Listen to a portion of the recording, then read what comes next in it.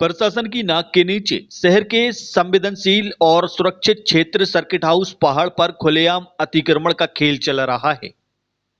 शहर के मुख्य मार्ग से करीब 100 मीटर ऊंचाई पर स्थित सर्किट हाउस के आसपास हाउसिंग बोर्ड द्वारा 1984 में बनाए गए 61 मकानों के मालिकों ने पहाड़ को खोदकर 3 से 4 हजार फीट तक का अवैध अतिक्रमण कर लिया है।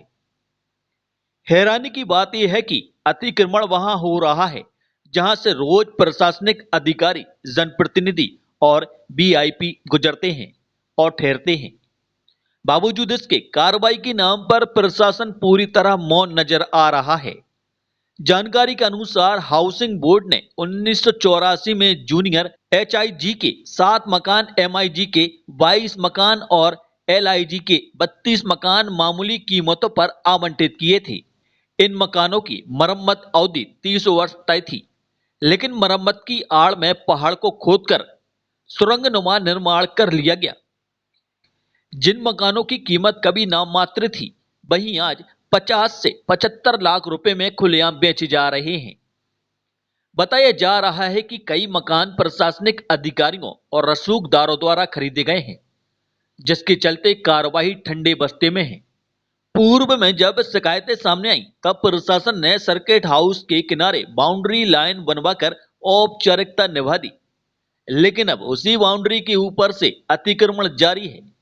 गरीबों के कच्चे मकानों पर बुलडोजर चलाने वाला प्रशासन इस हाई प्रोफाइल अतिक्रमण पर मौन है। इस संबंध में कार्यपालन यंत्री ML अहरबार ने कहा कि हाउसिंग बोर्ड ने 1984 में मकान बनाकर सौंप दिए थे।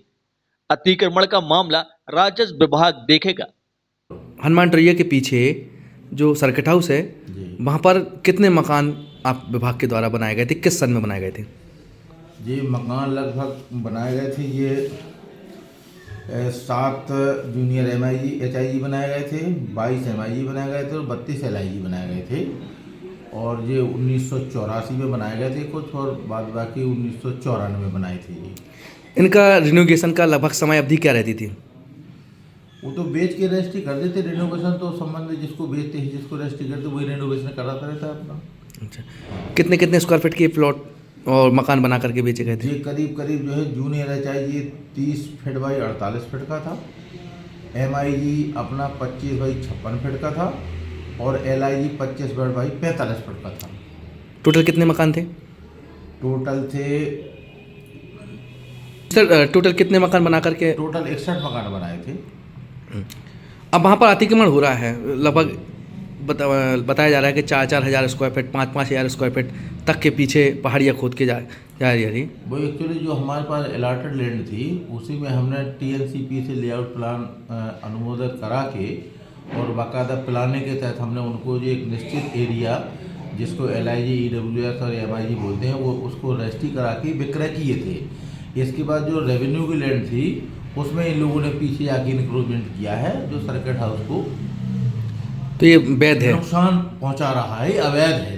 जो इनके द्वारा इंक्रोचमेंट किया जा रहा है वो अवैध है। विभाग के द्वारा क्या कार्रवाई की जा सकती है कुछ, या अनुविभाग अधिकारी करेगा? अब हमारी ज़मीन ही नहीं है, रेवेन्यू की ज़मीन है, तो रेवेन्यू को कार्रवाई करना चाहिए। हम उसके लिए एंटाइटल नहीं है। वहीं SDM अखिल राठौर का कहना है कि मामला संज्ञान में है, जल्दी अतिक्रमणकारियों के खिलाफ बड़ी कार्रवाई की जाएगी। देखिए, आपके माध्यम से सूचना आई है कहीं पीछे साइड पर अतिक्रमण हुआ है, तो हमारे द्वारा तत्काल टीम भेजकर उसको हटवाया जाएगा। सर, उन लोगों को जो प्लॉट अलॉट किए गए थे, मकान बना करके अलॉट किए गए थे, यदि वो अतिक्रमण कर रहे हैं, अभी भी काम चल रहा है? देखिए, अगर जो भी उनको अलॉटमेंट है या जो भी उनको पट्टा मिला हुआ है, पट्टे की एक एरिया होता है, उस एरिया के बाहर अगर वो अतिक्रमण करेंगे तो उसको सख्ती से हटाया जाएगा।